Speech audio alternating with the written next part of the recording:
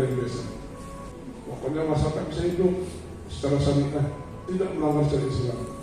Silakan, terutama di bidang perusahaan. Bangunlah homestay gratis dan bayar pajak, nggak usah pakai izin.